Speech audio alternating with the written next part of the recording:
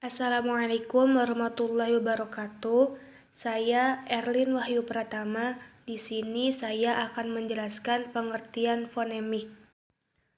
Pengertian fonemik. Menurut Sair, secara etimologi, istilah fonologi dibentuk dari kata fon yang bermakna bunyi dan logi yang berarti ilmu. Jadi, fonologi merupakan ilmu yang mempelajari bunyi-bunyi bahasa pada umumnya. Fonemik adalah cabang ilmu fonologi yang mengkaji tentang pengaruh bunyi bahasa dalam perubahan makna dari suatu kata itu sendiri. Misalnya, pada kata malam yang akan berubah maknanya bila fonem M diganti menjadi fonem D yang akan menjadi kata dalam. Dalam contoh lain, misalkan, dua fonem yang mampu menjadi pembeda antara dua kata tersebut, misalkan huruf ba dan huruf mim, dalam contoh mal dan bal. Jenis-jenis fonemik itu terbagi menjadi 4, yaitu vokal, konsonan, diftong, dan klaster. Yang pertama yaitu vokal. Vokal yaitu bunyi bahasa, arus udara tidak mengalami halangan, atau juga vokal adalah bunyi bahasa yang arus udaranya tidak mengalami rintangan dan kualitasnya ditentukan oleh 3 faktor, yaitu tinggi rendahnya posisi lidah, bagian lidah yang dinaikkan, dan bentuk bibir pada pembentukan vokal itu. Jadi kesimpulannya yaitu vokal adalah bunyi bahasa yang tidak mengalami penyempitan rongga udara dan dipengaruhi oleh alat ucap. Misalkan contohnya vokal A dan I. Jadi sama dengannya api. Vokal tersebut termasuk vokal rendah yang diucapkannya dengan lidah mendatar. Yang kedua yaitu konsonan. Konsonan adalah bunyi bahasa yang ketika dihasilkan mengalami kehambatan saat keluar dari paru-paru dengan artikulasi tertentu. Contohnya misalkan batu atau batu besar. Jadi pelafalannya yaitu bibir bawah dan atas itu rapat. Jadi udara dari paru-paru tertahan sebelum kerapatan dilepaskan. Yang ketiga yaitu diftong. Diftong adalah vokal rangkap atau berubah kualitasnya. Misalkan contohnya kayak AY pada kata pantai, PANTAI. Kalau kita membacanya jadi PANTAY, jadi pantai. Atau kata AU pada kata pulau, PULAU. Tapi kita kalau ngomong jadi PULAW. Yang keempat yaitu klaster. Klaster adalah dua konsonan yang diucapkan sekaligus. Kadangkala dua huruf yang digabung hanya melambangkan satu konsonan. Misalkan contohnya BR, Brahma, PR, psikologi, dan misalkan PR jadinya pribadi, PR, pribadi gitu. Yang B yaitu asumsi identifikasi fonem.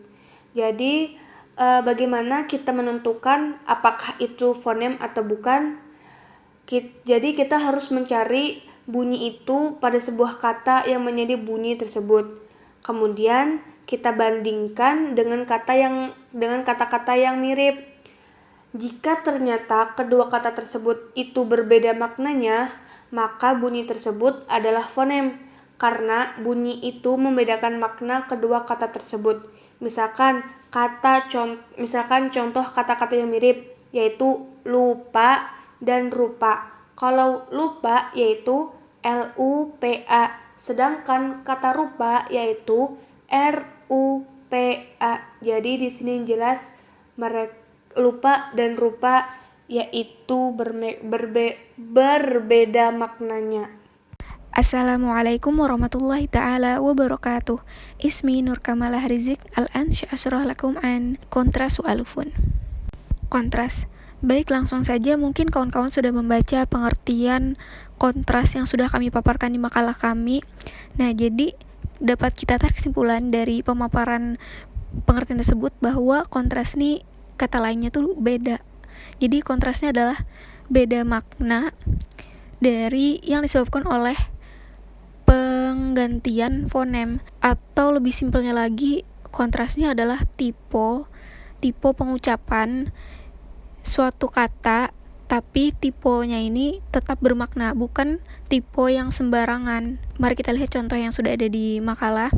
Kata mana, tipe jadi maka. Kata mana yang asalnya tuh kata mana itu bisa berubah maknanya kalau misalnya fonem n dirubah menjadi k, jadi maka, kan beda tuh maknanya. Kemudian kita lihat contoh kedua, kata papa bisa beda maknanya apabila fonem a di tengah itu dibacanya atau terdapat penggantian fonem jadi fonem i. Kan beda tuh, dari asalnya itu papa jadi pipa gitu. Nah, itulah yang namanya kontras. Jadi singkatnya, pengertian alofon itu adalah realisasi dari fonem yang mana fonem ini dapat dipengaruhi oleh fonem sebelumnya atau fonem setelahnya, atau kata huruf tersebut realisasi pengucapannya itu dapat dipengaruhi oleh huruf sebelumnya atau huruf setelahnya, begitu. Silakan perhatikan contoh yang sudah kami paparkan di makalah. Perhatikan ketiga konteks kata tersebut, bahwasanya fonem nun merupakan bunyi gusi dan gigi dan menjadi bunyi bibir ketika dilafalkan dalam konteks kata yambitu, dan menjadi bunyi rongga mulut ketika dilafalkan dalam konteks kata yang kilu, dan berpindah menjadi mim bunyi bibir ketika dilafalkan dalam konteks kata mim ba'd. Jadi nun bunyi bibir, nun bunyi rongga mulut, dan mim bunyi bibir, ini semua adalah alofon untuk fonem nun. Bismillahirrahmanirrahim. Saya Muhammad Rehan yang menjelaskan mengenai pasangan minimal. Pasangan minimal disebut dalam bahasa Arab yaitu asniyat as-sugro, yaitu bahwa akibat adanya satu fonem yang berbeda dalam pasangan kata ternyata menunjukkan atau menghasilkan beda bunyi dan beda makna. Istilah pasangan minimal juga bisa disebut dengan minimal pair atau constructive pair. Yaitu sebenarnya dua istilah ini sama saja, tidak ada perbedaan yang signifikan, yaitu berarti bahwasanya pasangan minimal itu adalah pasangan dua kata yang menunjukkan adanya perbedaan atau kontras pada makna kata yang diakibatkan oleh perbedaan fonem atau pergantian fonem. Contohnya adalah lupa dan rupa. Itu berbeda pada fonem konsonan L dan R. Jadi pasangan minimal adalah seperangkat kata yang sama kecuali satu bunyi yang mengakibatkan perbedaan makna. Dan juga dalam buku Introducing Phonology disebutkan bahwa ketika dua kata yang hanya memiliki satu perbedaan bunyi sementara bunyi yang lainnya sama, maka disebut dengan pasangan minimal. Nah, di sini ada tabel pasangan minimal dalam bahasa Indonesia. Yang pertama, paha dan pala itu berbeda dalam fonem konsonan H dan L. Kapak lapak berbeda di K dan L. Layar lapar Y dan P. Jahit pahit J dan P. Cari jari C dan J. Luka lupa K dan P. Buku suku BS. Biru tiru BT. Akan aman K dan M. Suram surat M dan T. Nah, di sini dilihat bahwasanya perbedaan fonem itu tidak hanya di awal kata atau di akhir kata, tapi bisa di mana saja, seperti paha pala di tengah-tengah, suram surat di akhir, atau biru tiru tuh di awal. Perbedaannya seperti itu. Baik, sekarang masuk pada tabel pasangan minimal dalam bahasa Arab. Pertama fonem vokal, yaitu vokal I dengan I, katanya kasyifa dengan kasyifa. Kasyifa berarti cerai berai, dan sedangkan kasyifa berarti yang terbuka. Yang bisa dilihat di tabel penyebutan bahwasanya kata kasyifa itu ada tanda baca titik 2 di sebelah I. Itu menunjukkan bahwasanya vokal I itu dibaca panjang, dan itu yang menjadikan perbedaan antara kasyifa dengan kasyifa. Lalu yang kedua adalah vokal A dengan A, kata alima dengan alima. Bisa dilihat di tabel penyebutan bahwasanya sebelum huruf A itu ada tanda atau lambang seperti tanda tanya terbalik. Sebenarnya itu adalah lambang fonem konsonan untuk huruf ain. Jadi huruf ain di dalam fonem konsonan itu dilambangkan sebagai lambang seperti itu. Lalu selanjutnya vokal U dengan U, fulun dengan fulun, vokal I dengan A, mar'atun dengan mir'atun, vokal I dengan U, mirrun dengan murrun, vokal A dengan U, barudun dengan burdun.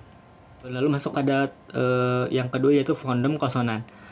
Ya, di fonem konsonan ini adalah perbedaannya antara konsonan dengan konsonan. Yang pertama kata toba'a dengan taba'a.